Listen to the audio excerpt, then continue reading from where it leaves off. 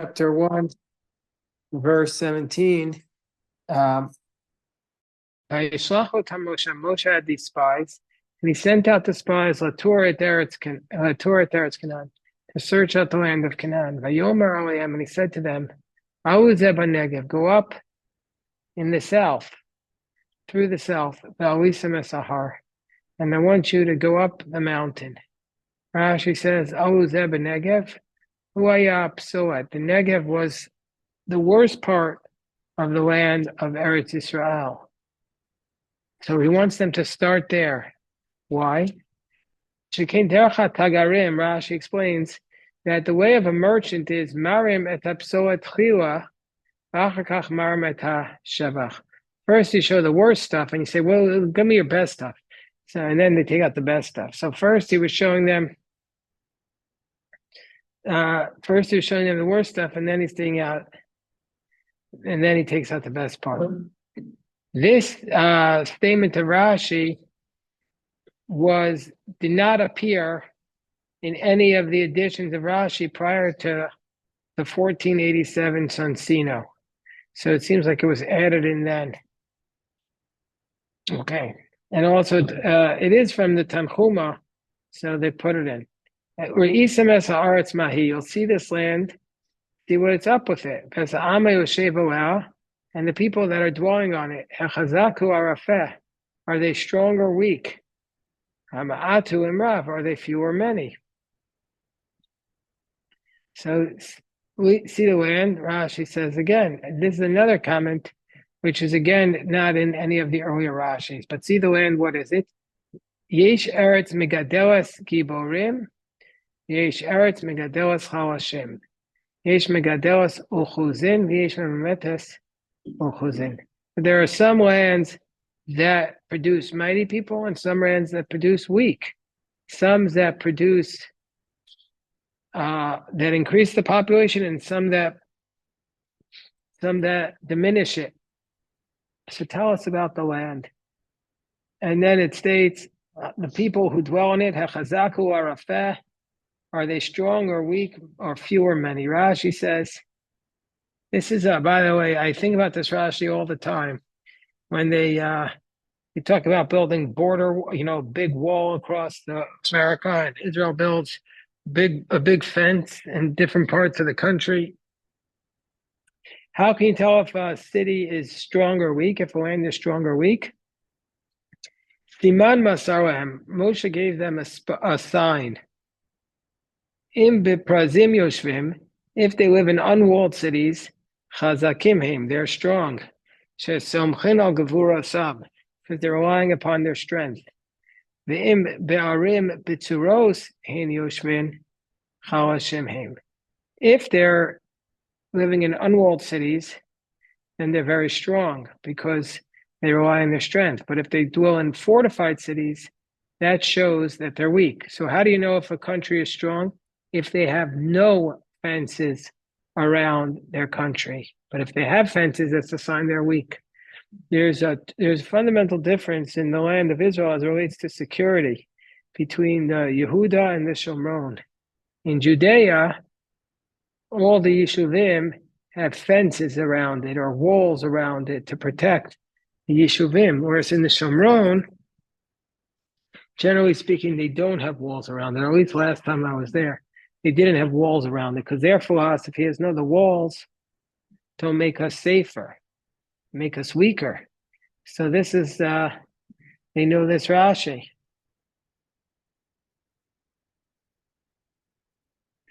So, yeah, exactly. If you have a wall, you're cowardly. Also, another further question on this Rashi is that when the people came back, when the spies came back and they reported, what did they say? They said, we saw the people that were dwelling there, and they were dwelling in verse 28, they were dwelling in fortified cities, very strong fortified cities. Well, that should have been a sign that they were weak. Why did that scare the people?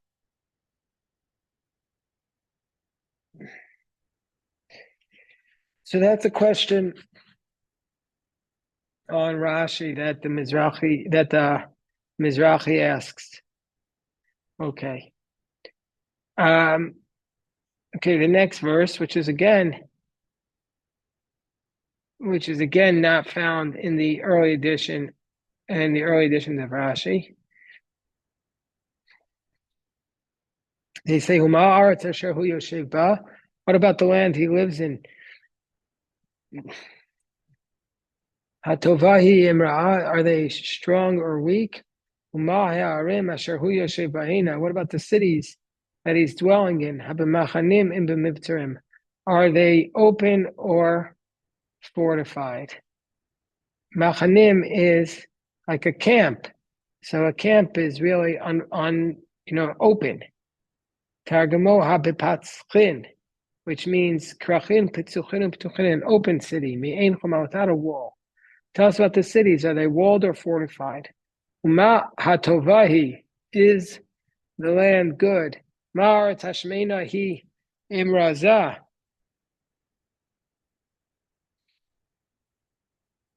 Is the land good? Rashi says, what does it mean to be good? B'mayanot utahomot tovim u'bruyim, with springs and deep wells that are good and healthy. So hold on one second. So hold on. Okay, so perfect. So that's what good means. And then it says, Oma Aretz, and what about this land? Hashmena hi emraz, is it fat or thin? Hayesh ba'etz imayin, does it have trees or not? V'is chazaktem, you should be strong. L'kalchtemi priya aretz, take from the fruit of the land. Vayamim yemei bikurei anavim. And those days were the days of the harvest of the grapes. Are you trying to ask something, Seth? Sorry, no. Okay. So this is, as I'm reading these verses, I'm thinking to myself, I can't believe all these years later. There's a chumash right there, Kobe. All these years later, we're still fighting. All these years later, we haven't solved this problem. You think if the people had known that they would be fighting for so many years, they would have just said, okay, we'll go to New Zealand, nobody fights there. But the truth is, everywhere you go in the world, people are fighting. Kobe, are you hot in here? Should we put on the fan? Okay, fine. Okay, so what a lovely person. He doesn't complain about anything. So okay. How you doing, Aryeh? Here's a chumash. Oh, you brought your own. Beautiful, Aryeh. Beautiful. So it says, Hayesh ba'etz, or is there a tree? So here's where Rashi really deviates from the text, quoting the Gemara in Baba Basra. Why is he asking if there's a tree? Moshe already said to ask for the spies to see if the land was fertile or not. So why is he saying if there a tree or not? So the answer is it's not referring to an actual tree. It's referring to man, because it says Ki Adam hu eitz hasadeh. Man is the tree of the field. That's what Rashi says. Ayesh ba'etz im yesh b'hem adam kasher she'agenu lehem b'zchuto. Is there a kosher person there, a good person who could protect them through his merit? Meaning to say, tzaddik is called a tree. Tzaddik hatamar yifrach, like a palm tree who will blossom. So it means, is there anybody good there? And it was that time that it was the days of the harvesting of the grapes or the ripening of the grapes. Rashi says, Yamim sha'anavim mispashlin bibikur. These were the days where the grapes were maturing in their ripening. Baruch atah Adonai Eloheinu melech haolam she'akol niyeh b'dvaro. So now the people went up, the spies or the scouts or whatever they were. They went up and they scouted out the land from the Tzin wilderness until Rehovot Vochamat. I will say that this is something we've definitely improved over the last 2,800 years. Actually, no. over the last 3,500 years, getting to where we are today with Mossad, we're way better than these spies. These were a disaster, these spies. So they should have sent the Mossad. So he traveled from Midbar Tzin until Rehovot Hamas. Where's Midbar Tzin? Hochu B'Gvuah, they went across its borders or along its borders, Ba'orach Uverochav, by length and width, Kamin Gam, like a gamma. Basically, like a uppercase gamma. Hochu Ruach Gavol Dromi, they went to the southern border, Mimiktas Mizrach, a little bit from the eastern corner, Ad Miktzah Ma'arav, until the western corner, just like Moshe commanded. And Rashi goes on to say, Derech Gavul, by way of the border, from the southeast until the sea. How are we doing? Okay.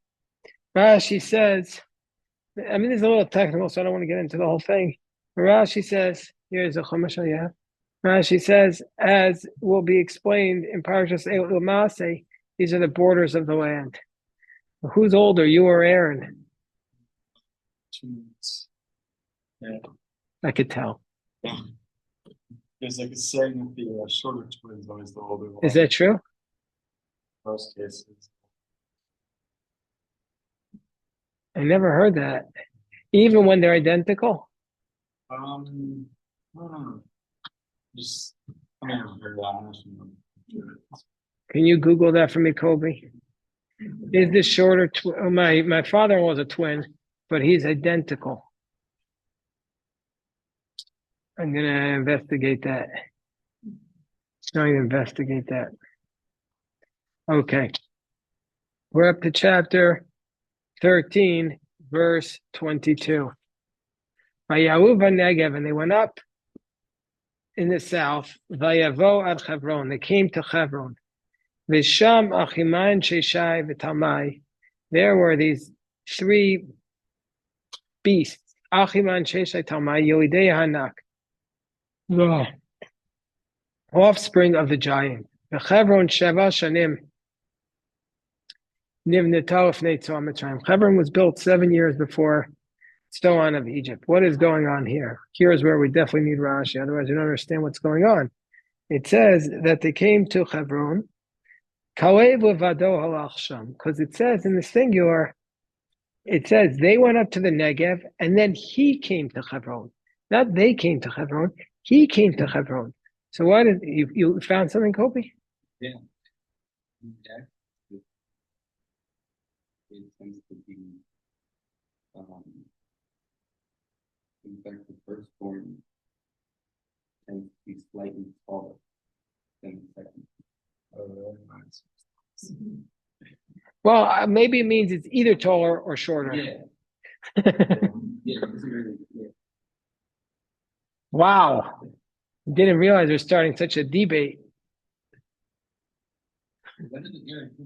He is here. Yeah, Aaron comes here. He's busy, Colby. He's busy. He'll be in here in a second. Where's he going? Okay, I guess they're buddies. Okay, so why does it say he came to Hebron? Kalev himself went there, and he bowed down al kivrei avos. Hey, Aaron, how you doing? All right. Your older brother got here first. Grab the chumash behind you, Aaron. So, Kalev himself, for chapter 13, verse 23 or 22. Kalev himself went to Hebron, and he bowed down over the graves of his fathers. Shaloye nisat l'chaverav, and his prayer was that he not be persuaded or seduced by his colleagues, to be part of their plan. And also it states, to him I will give the land upon which he walked. They gave Hebron to Kalev. So why did Kalev go to Hebron? What did Rashi just say? Why did Kalev go to Hebron? Exactly. He went to pray at the grave of his forefathers, the Marat HaMachpelah, but he was praying there with a very specific plan. He didn't want to be caught up in their bad advice. And as a reward for that, he got that land as a gift. So Kalev himself had this land. And Hebron was built 7 years before Zoan of Egypt. And this is, Rashi says, Efsher Shabana Cham es Hebron, Canaan beno Katan, Kodem sheyivne et Zoan, Mitzrayim beno Gadol. It's not possible. Do you think he would have built, do you think Cham would have built Hebron for his youngest son, Canaan, before he built Zoan for his older son, for Mitzrayim?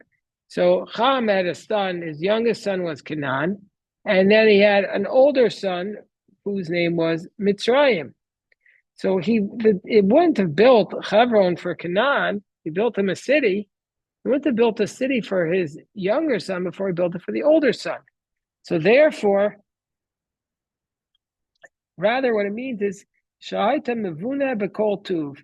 Hebron was, it means when it says Hebron was built, it doesn't mean it literally was built before Zoan in Egypt.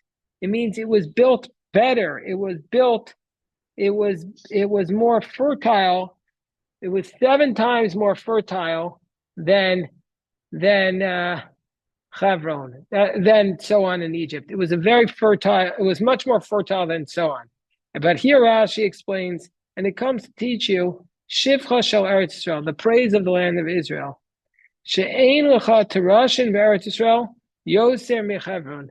There is no land in the land of Israel which is rockier and less fertile than Hebron. Therefore, how are you doing, Elliot? Here, grab a chumash from right there. You have your own? Oh, you so that, you know what I call that? Stark. So Elliot is stark. Yeah.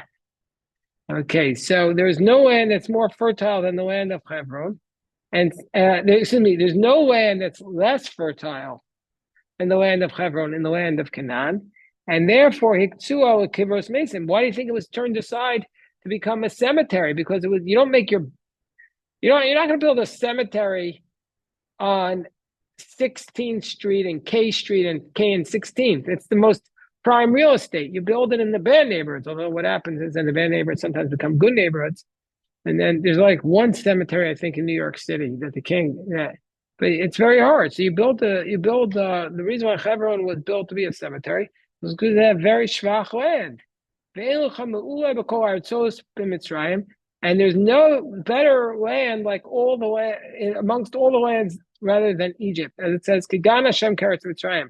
But so he Hamu'uleh Sheberetz Mitzrayim. Hey, Eitan. And Soan is the best of the land of Egypt. Shesham Moshav Hamlachim.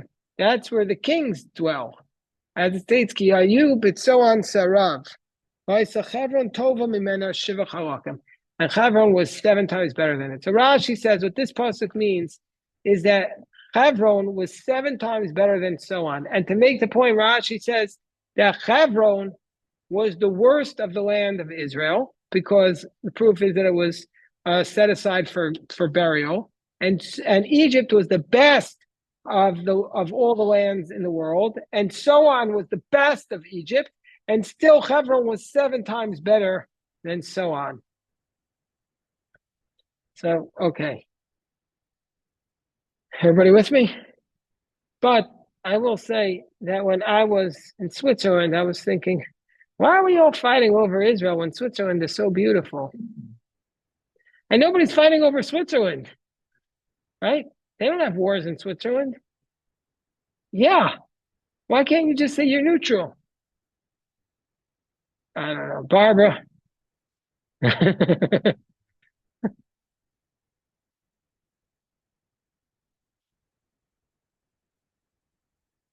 Vayavo and Nacho Eshkol, and they came to Nacho Eshkol, Vayichrutu misham zemora. Okay, this is a very, very complicated verse we're about to read. You ever see this? I think it's on the Israeli national stamp or national coin, or it's on the Carmel wine uh, uh, bottle. You ever see the image of the spies carrying the grapes? You've seen that. Does anybody else know what I'm talking about? You know what I'm talking about, Elliot? You know what I'm talking about, Sam? Where the spies are walking back from the land and they're carrying the grapevine on two shoulders.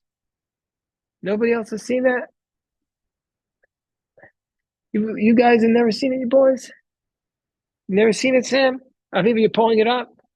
Maybe you could pull it up for them. You have it? Yeah, I know what you're talking about. Oh, let me see.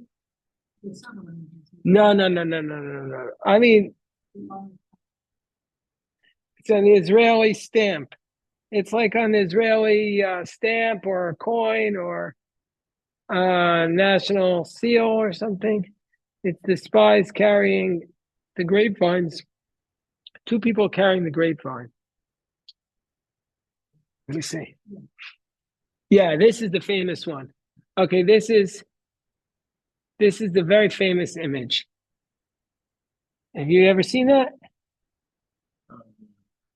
It's very, very. You see that? Can you see that, Elliot?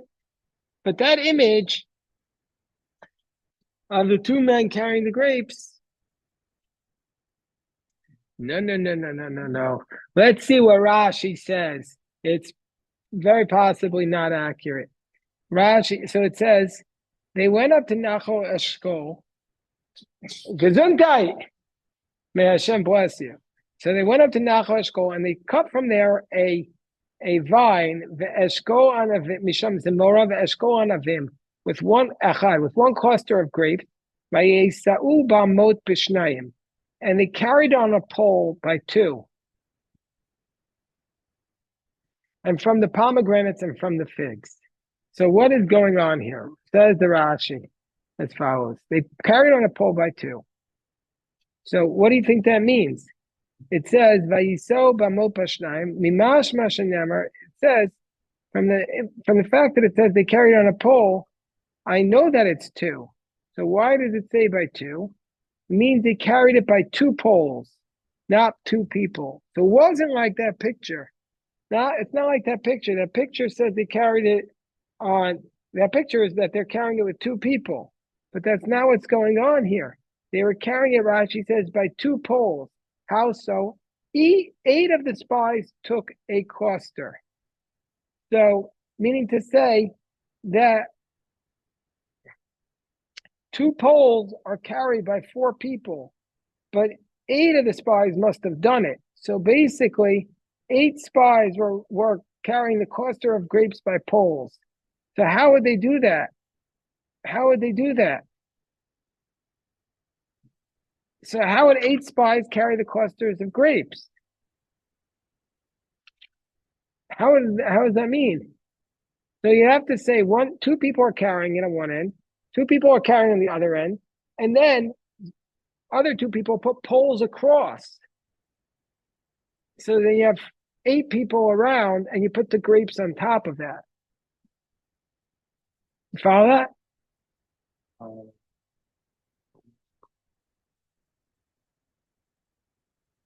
Who says that? But Rashi says 8 of the spies carried the grapes. Rashi says Shmona natlu eshkol.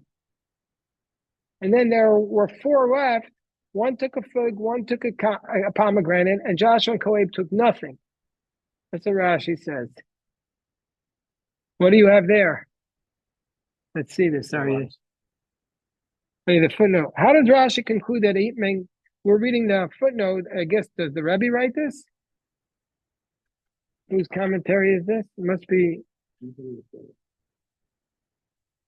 Oh, I don't know who's doing this, but I'm sure he's a huge scholar. Rashi, Rabbi Kalman Michal Moore. Okay, let's see what he says.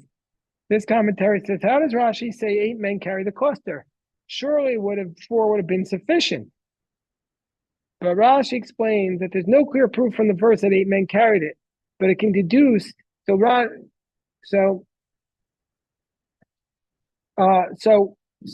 Rashi says 8 men carried the grape. How did they do that? So the way they did it was the following. There were 2 groups of 2 poles. One group supporting diagonally the group cluster, requiring 4 people, and another in the other direction supporting the first poles, requiring another 4 people. So basically,